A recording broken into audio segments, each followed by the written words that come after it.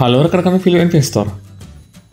Di video kali ini saya akan membahas 4 grup bisnis terpopuler di Indonesia. Saya akan mengulas siapa di antara 4 grup bisnis ini yang paling terbesar dari sisi market cap dan indikator lainnya serta kinerja keuangannya secara umum pada saat ini.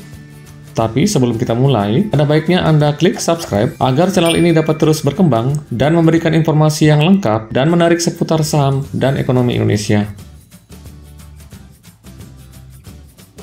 Oke, kita mulai dari grup Lipo. Grup Lipo didirikan oleh Mokhtar Riyadi. Banyak orang mengenal grup Lipo sebagai grup bisnis properti. Tapi ternyata ada banyak juga bisnis Lipo di luar properti. Di antaranya ada perusahaan sekuritas, asuransi, hingga perusahaan yang berbasis teknologi. Total, grup ini sudah memiliki lebih dari 50 anak perusahaan. Jumlah seluruh karyawannya diperkirakan mencapai 50.000 orang. Lini usaha grup Lipo dapat dikelompokkan ke dalam 5 cabang bisnis utama, yaitu jasa keuangan, properti, pembangunan infrastruktur, industri manufaktur, dan jasa. Selanjutnya, mari kita lihat data-data tentang emiten-emiten di bawah grup Lipo ini. Data yang saya gunakan ini adalah data terbaru pada laporan keuangan kuartal kedua 2020, dan emiten yang tercantum merupakan emiten yang pemegang saham pengendalinya atau mayoritas adalah grup Lipo. Dari tabel ini, kita perhatikan total ada 15 perusahaan grup Lipo yang listing di Bursa Efek Indonesia. Data ini sudah saya urutkan berdasarkan market cap-nya. Yang paling besar market cap-nya ada Lipo Karawaci dengan kode saham LPKR dengan market cap sebesar 8,65 triliun. Dan yang paling kecil ada Star Pacific dengan market cap sebesar 0,01 triliun. Total, market cap emiten grup Lipo sebesar 34,88 triliun. Sementara untuk total aset grup Lipo dari perusahaan yang listing di bursa adalah sebesar 147,54 triliun dan ekuitasnya sebesar 60,32 triliun. Tahun ini, grup Lipo termasuk yang terkena dampak dari kelusuan ekonomi akibat pandemi COVID-19. Tercatat, total grup Lipo mengalami kerugian sebesar 1,564 triliun dari laba dan rugi konsolidasi semua perusahaan Lipo yang listing di bursa. Yang berikutnya ada grup MNC. Grup bisnis ini didirikan oleh Haritanu Sudibyo melalui induk bisnisnya yaitu PT MNC Investama dengan kode saham BHIT. MNC Group memiliki 5 investasi strategis, diantaranya media, jasa keuangan, entertainment, lifestyle property, dan hospitality. Media Nusantara Citra atau MNCN sebagai bagian dari bisnis MNC Group di bidang media memiliki dan mengoperasikan 4 stasiun TV free to air, diantaranya RCTI, MNC TV, GTV, dan iNews, serta layanan streaming OTT RCTI Plus. Dan masih banyak lagi perusahaan di bidang media lainnya. Saya sudah membahas lebih lengkap pada video saya sebelumnya yang berjudul Alasan Loke Hong Memborong Saham BMTR dan Analisa Fundamental Saham MNCN. Selanjutnya, mari kita lihat data-data tentang emiten-emiten di bawah grup MNC. Data yang saya gunakan ini adalah data terbaru pada laporan keuangan kuartal kedua 2020. Total ada 9 emiten yang bernaung di bawah grup MNC. Data ini sudah saya urutkan berdasarkan market cap-nya.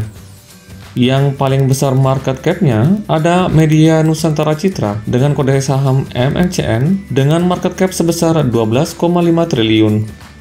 Dan yang paling kecil ada Bank MNC International dengan market cap sebesar 1,2 triliun. Total market cap emiten grup MNC sebesar 48,72 triliun.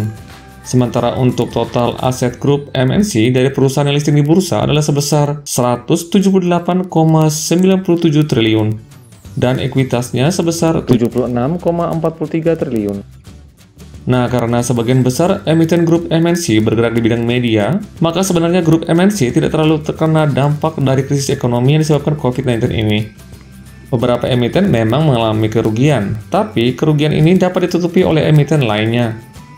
Hasilnya, total grup MNC menghasilkan profit sebesar 1,2 triliun sampai dengan kuartal kedua 2020.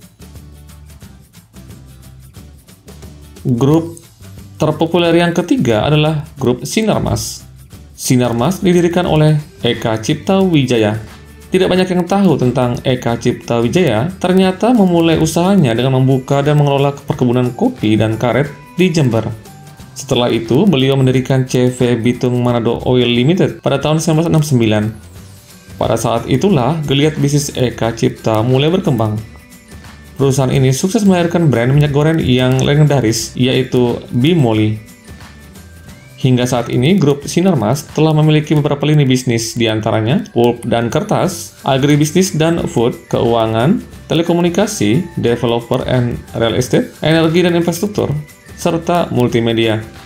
Selanjutnya, mari kita lihat data-data tentang emiten-emiten di bawah grup Sinarmas.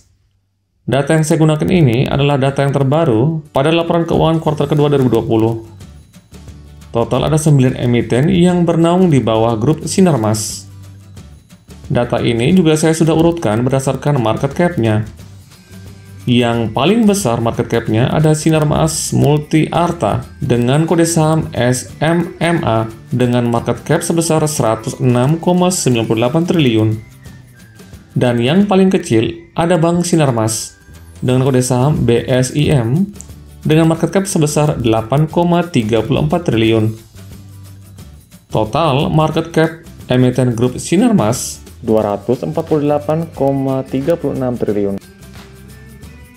Sementara untuk total aset grup MNC dari perusahaan yang listing di bursa adalah sebesar 442,24 triliun dan ekuitasnya sebesar 174,34 triliun. Kinerja keuangan emiten-emiten grup Sinarmas tergolong memuaskan di tengah kondisi krisis seperti sekarang ini. Total dari semua emiten grup Sinarmas berhasil mengantongi profit sebesar 3,64 triliun sampai dengan kuartal kedua 2020. Nah, sebelum kita ke grup bisnis yang berikutnya, Anda baiknya Anda klik subscribe supaya channel ini dapat berkembang dan memberikan Anda manfaat serta informasi yang berguna. Emiten terpopuler yang terakhir adalah grup Salim. Grup Salim didirikan oleh Sudono Salim. Sudono Salim memulai usahanya dengan menjadi pedagang cengkeh di kota Kudus. Lalu pada tahun 1968, ia mendirikan PT Bogasari Flour Mill bersama Sudwit Katmono. Dari bisnis inilah, gurita bisnis Sudono Salim berkembang ke berbagai sektor. Setelah sukses membangun pabrik tepung terigu Bogasari, pada tahun 1974, grup Salim mendirikan perusahaan semen PT Indosemen. Lalu bersama Ciputra, Sudono Salim mendirikan PT Metropolitan Kencana Tbk. Salah satu pencapaian terbaik grup Salim adalah melahirkan merek Indomie yang kini telah mendunia. Menurut riset dari Kantar World Panel, Indomie menduduki urutan ke-8 merek paling laris di dunia pada tahun 2016. Saat ini pasti peringkatnya naik, mengingat ICBP sebagai perusahaan pembuatnya gencar melakukan penetrasi ke berbagai negara seperti di Asia dan Timur Tengah serta benua Afrika.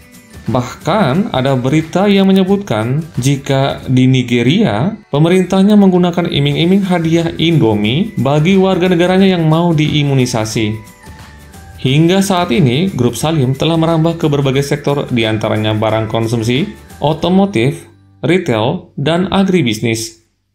Saat ini, grup Salim dikendalikan oleh Anthony Salim, putra bungsu dari Sudono Salim.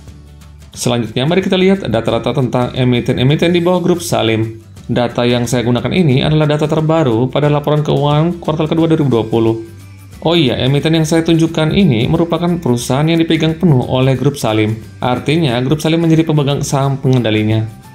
Total ada 9 emiten yang bernaung di bawah grup Salim.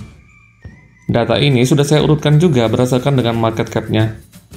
Yang paling besar market cap-nya ada PT Indofood CBP Sukses Makmur Tbk dengan kode saham ICBP dengan market cap sebesar 121,58 triliun. Dan yang paling kecil ada PT Indomobil Multijasa Tbk dengan kode saham IMJS dengan market cap sebesar 2,41 triliun. Total market cap emiten grup Salim sebesar 265,16 triliun. Sementara untuk total aset grup Salim dari perusahaan yang listing di bursa adalah sebesar 287,14 triliun. dan ekuitasnya sebesar 116,26 triliun. Grup Salim mencatatkan kinerja keuangan yang sangat memuaskan sampai dengan kuartal kedua 2020. Grup Salim berhasil mendapatkan laba konsolidasi dari semua emitennya sebesar 5,54 triliun. Oke, dari semua ulasan tadi, sekarang kita dapat menarik kesimpulan sebagai berikut.